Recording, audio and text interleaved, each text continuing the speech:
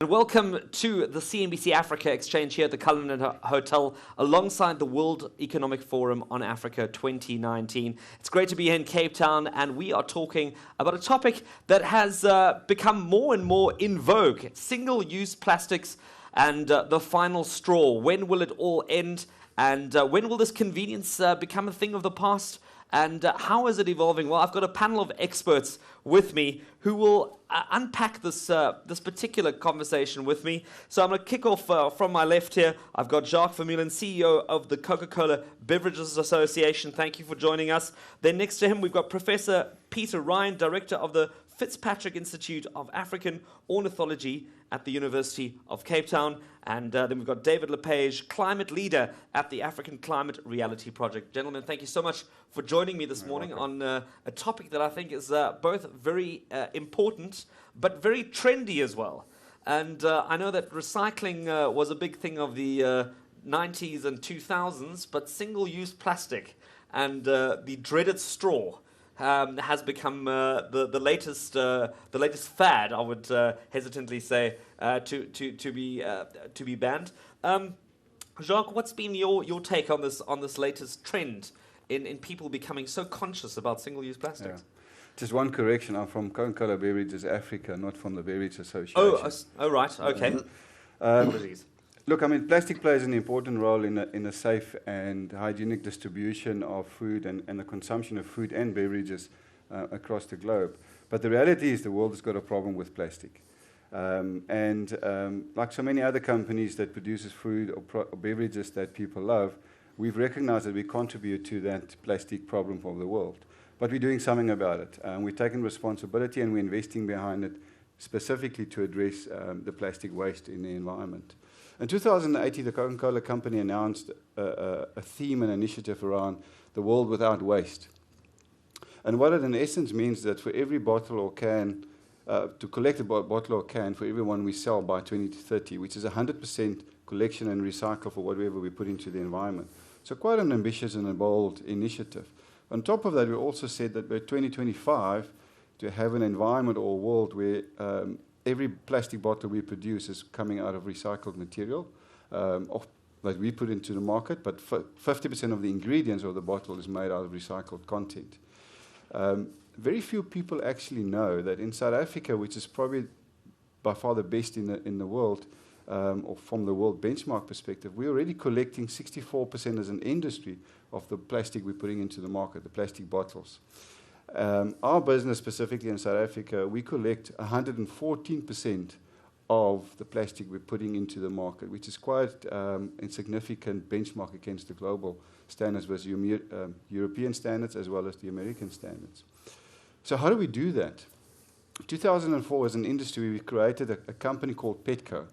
And Petco's sole responsibility is the collection and recycling of plastic bottles. And it's been put together by the whole industry. So it's converters, brand owners, retailers, us as beverage producers, consumers, NGOs are playing a role, and the whole communities and where we operate is playing a role around that as well. And that is industry-led, industry-funded, and industry-driven to ensure we can keep the environment clean. The model has been hugely successful for us from 2004. To give you an idea, by end of 2018, we've collected almost 99,000 tons of plastic bottles out of the environment in South Africa. That's equivalent to 2.3 bottles of plastic.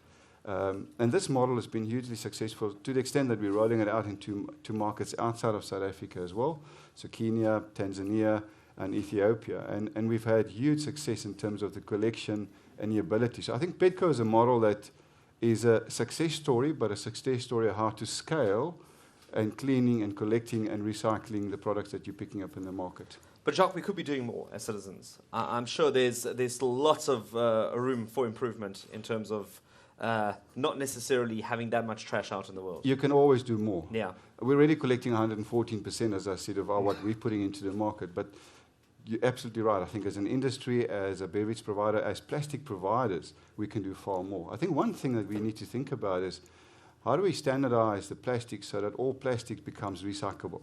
Because plastic's not the enemy. That's how we behave with plastic that becomes the enemy.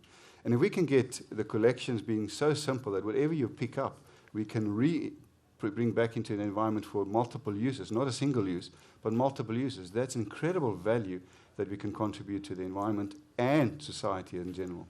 Professor Peter Ryan, you were saying just before we got started here, you were out collecting some trash this morning. There's a bit of a fascination with removing the straw out of the system, but really the straw is not as dramatic as some other things that are making their way into our oceans and into our environment. What are some of the things that you picked up this morning? We were actually doing a litter audit at the University of Cape Town, which is not a very green institution. We just had a director of sustainability appointed, and so we're doing some baseline surveys for him. So most of what we actually pick up is cigarette stompies. I mean, literally, it's insane how many there are. But I think, I could talk about bottles a lot. I've been doing a lot of bottle work in the last year or so. But I think we need to step back from the problem and kind of just say, yes, plastics are a problem, but you can't just look at plastics in isolation.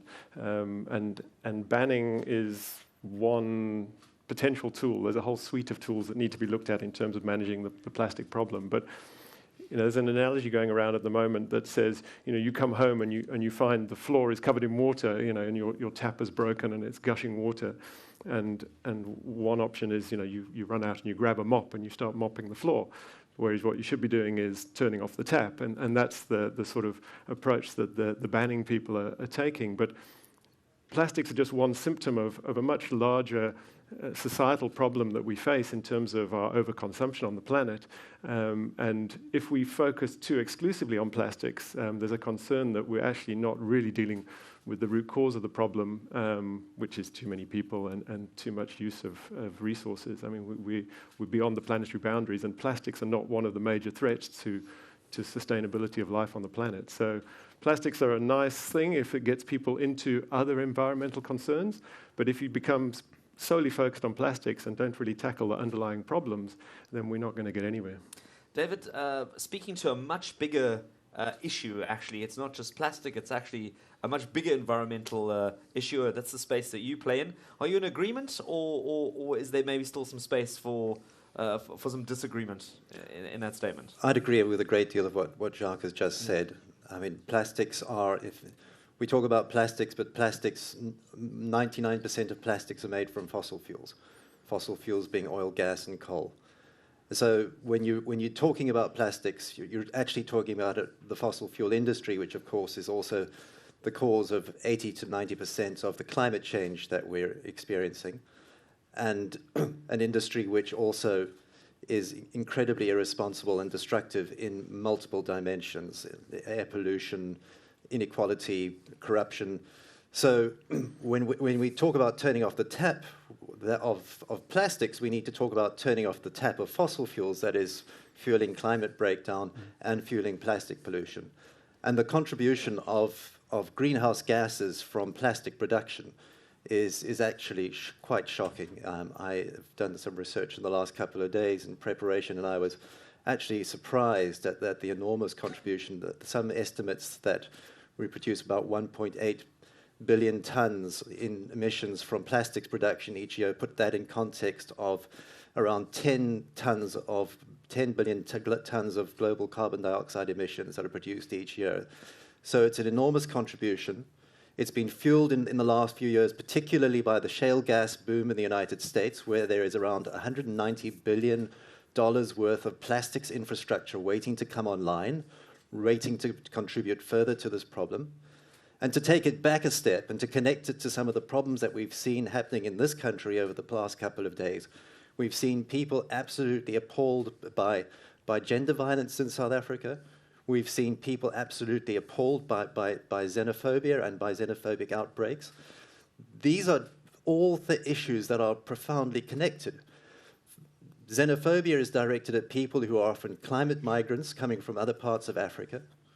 Gender-based violence is a symptom of an extractivist economy that we've had in South Africa, where for too long, by far, we've been relying on a mining approach to our economy, where we take value from the environment and we take value from people, and we don't give nearly enough back.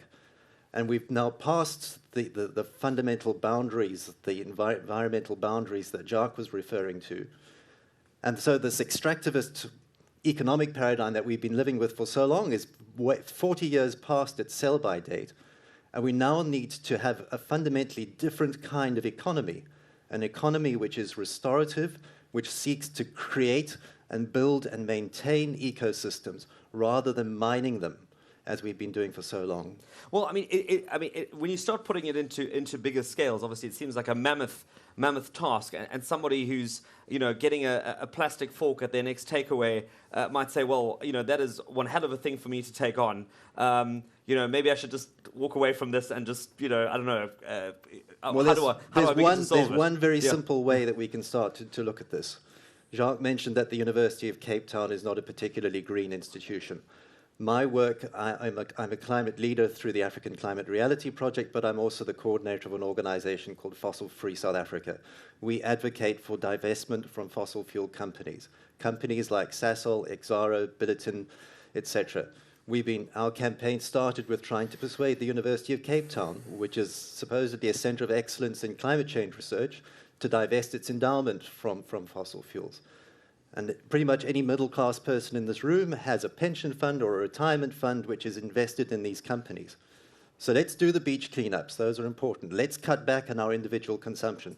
But let's also look at the system and where the system is getting its capital and what we can do to change where that capital is getting into the system. Change our retirement funds, change our investments. There's no space on this planet for irresponsible investment anymore. Talking about kind of tackling the problem from the start, Jacques, are there any chances of us ever going back to the days of CocaCola in a glass bottle, where it all started? That's a very good question. We are redesigning our packaging, so we're lightweighting it from a plastic perspective, and we're using more recycled material as well. We're also investing in returnable plastic bottles, so it's got a multiple use. But yes, we are investing more extensively in glass bottles as well, so the smaller as well as the big bottle. So it becomes a more refillable option and a much cleaner option for the consumer in the market. Yeah. Talking about the business side of this and trying to, I guess, incentivize some sort of positive impact in terms of getting people to really recycle rather than completely discard. What is the economics of the plastic recycling space? I mean, for those who live in Johannesburg, we're all very familiar with this army of men who roam the streets, collecting paper, collecting plastic, collecting tin, moving it from one side of Johannesburg to another, and they get a per kilo rate. Yeah. What does that look like in terms of the economics of that? Yeah, obviously the quality of what you pick up determines what you get eventually for it. So anything from 350 to 4 rand a kilo for what the people are picking up. But the interesting about that is that last year we given 68,000 people access to employment, which wouldn't have had access to employment. And it gives people a means to an end, and it helps the broader society as well. So it's definitely an ability and an option to give people something to work for, and it gives a means to an end for the society at large. But it's really a habitual task. I'm going to throw this out to everyone here. I remember, I think 3 or 4 years ago, I was invited by one of the associations to a dinner, and they were making people aware of how much the restaurant industry doesn't recycle or isn't very conscious of how much they use and how much they discard and actually recycle. And they encourage us to get a bin and start recycling one item in the household. And I looked at my wife and I thought, okay, well, this is going to be an exercise and a half.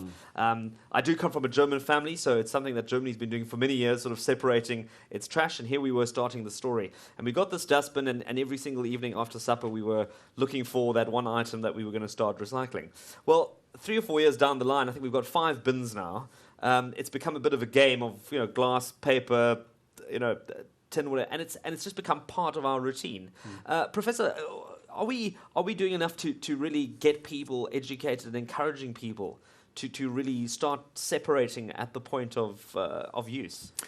If you're talking within South Africa, I think the biggest problem we face is at the municipal level, and there's not enough systems in place to actually promote sorted source. That's the way to make recycling effective. If it has to go somewhere to a mixed waste sorting depot, you invariably get contamination, and it reduces the quality of the product. So if you can sort it source, I mean, we have this crazy situation in Cape Town where we're building another Table Mountain out on the Cape Flats because, we've run out of landfill space and they can't decide where they're going to put the next landfill. But we still continue to throw all of our mixed waste into a bin, which then some people pick through a few things. But if you actually do what you do and you put all your organics, which make up the bulk of the mass, and you compost that and you recycle what can be recycled, you end up with a very small amount of waste going to landfill. And as sorted source, if that becomes mainstreamed, pretty much everything can be used. There is no waste. It's just a matter of scale. If you have enough material, you can do something with it. It's just getting it to the right place effectively. David, are we seeing any countries sort of further up into Africa, sub-Saharan Africa, are there any real champions and thought leaders in the space of being conscious of packaging and the use of plastic and the disposal of plastic? Rwanda and Kenya in particular have long had plastic bag bans and are working to expand those bans onto other classes and categories of plastics, and the penalties in some instances for bringing in or importing plastics in those countries are quite stiff and quite a substantial deterrent, and it's made a very substantial difference to the landscape, as I understand it, in many places. And here in South Africa, if you go to I remember going through parts of the Eastern Cape a few years ago, seeing trees that are literally festooned in wind-blown plastic.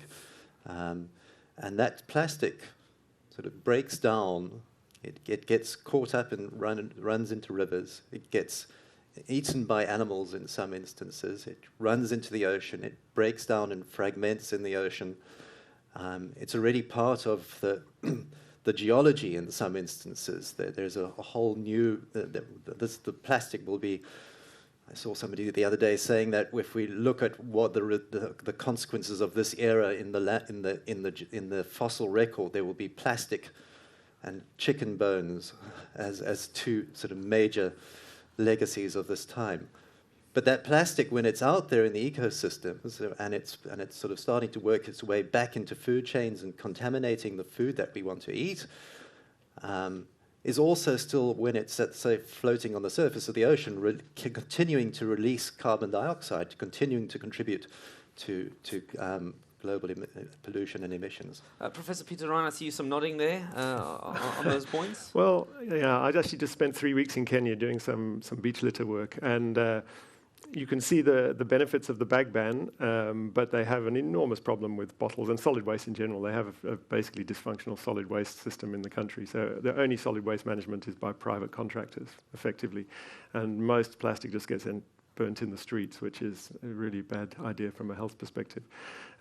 But I think, again, we have to step back from the problem and say, plastics are not the problem, people are the problem. If we can change people's behavior to plastics, there are many applications, even single-use applications, where plastics are the best option from an environmental perspective, because the cost of switching to a heavier material in terms of carbon emissions, the reduced shelf life of food potentially, if it's not packaged in a good barrier product like plastic, has very significant biodiversity implications. So you have to look at the broader picture, and this knee-jerk response of saying we must just ban all single-use plastics, I don't think is a very constructive approach, and it depends on the situation you're in. And if you're in a country where you have absolutely no solid waste management, then maybe that is the best strategy. But if you're in a country with a sophisticated solid waste management system, then in many applications plastics are good.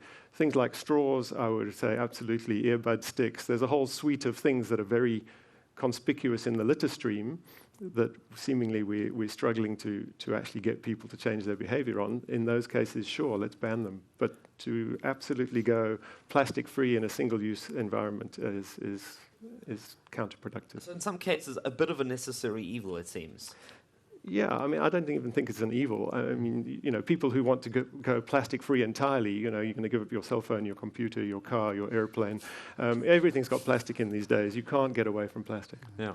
I'd like to take issue slightly with some of the things that Jacques has been saying. I think it's very counterproductive to say that people are the problem, because people are potentially also the solution. And you mean Peter? Peter. Yeah, yes, yeah. My apologies. It's okay. Jacques gets blamed for everything. We're used to that. People are the problem because of the systems in which we're embedded. And we have to change those systems. And once we start changing those systems, and once we start participating in those systems in creative ways rather than constructive ways, then we can be part of much bigger solutions. If we start to look at the impacts that are created by particular classes of people, if we look at global emissions from fossil fuels, for example, around 80% of those emissions come from the richest 20% of the population. So if we want to talk about having fewer people on the planet, we should start by saying we want fewer rich people, because rich people are overwhelmingly responsible for the sort of waste production and the energy consumption that becomes such enormous problems. And if you look at the other end of the spectrum, poor people are often living in communities where they have next to no waste management systems, where they struggle, where they are sold products in a multitude of tiny packaging because they can't afford to buy it in larger quantities, and they are not afforded the opportunity to get rid of that waste. So the systems are the problems. That we need to look at changing the systems and creating ways that people can participate in those systems in a far more creative and healthy way. But there seems to be a big sort of global tipping point at the moment where we're seeing Canada making some dramatic moves in terms of banning single-use plastics to quite a large extent. Europe moving into a space possibly to make up for their emissions from their gas oil extraction. I suppose the starting point somewhere, right? But it seems like we are moving into hopefully a world that is going to be a little bit more discretionary in terms of the way we used to, like you said. I mean, at one point, I think I was buying croissants in a bag, and each croissant was packaged in its own little bag, and then that was sort of packed into a family bag. I think Woolies are still selling them that way. Yeah. and I think we're becoming a bit more conscious of that. On a global perspective, in terms of the beverage space, what are you seeing happening, in your particular sector? Look, I mean, definitely there's a significant drive, because I think consumers today are far more aware of environmental impact as well as the social impact. So as companies providing a beverage or a food, we're becoming far more accountable and responsible to be part of the solution rather than the problem. And I think one of the problems, if you take it back to in South Africa, is one of the key problems is that we have a lack of infrastructure to cope with the consumption of food and beverages. And we almost need to Peter's point, we need to start at the source and create that ability to be able to collect and recycle quite faster, because that will help us to keep the environment clean, but also put it back into a reproduction, and in so doing will add significant value, because plastic is incredibly valuable if we can just reuse it continuously for the various products it can do. And if we do that, it creates an incredibly clean environment, and everyone will be very happy and satisfied. Professor, is it a matter of being too little too late, or are we about in time to try and still turn the tide on the trash wave that might hit us sooner rather than later? Again, I don't think plastics is a particularly severe problem compared to the other problems we face. So, climate change is going to destroy our life as we see it. Whereas plastics, we could continue doing what we're doing, and it's mostly a nuisance and an aesthetic problem. I've studied the ecological impacts for 30 years, and they're modest. So it's oversold, in my opinion, at the moment, and we really should be focusing on worrying about what the climate's. The trouble is, people can't engage with climate change as an issue. There's that inherent lag, but we're committing ourselves to a situation that's going to really change the way we live on this planet, and that's scary. And is that maybe possibly because it's something, like you're saying, it's something that I can't tangibly touch or do? It's like I can't leave the house today and change the climate, but I can say no to my local, favorite coffee shop not to give me a swivel stick. Yeah, I think it's a twofold problem. It's partly it's easier to tackle the plastic problem. It's very easy to say I won't take a straw, but it's harder to.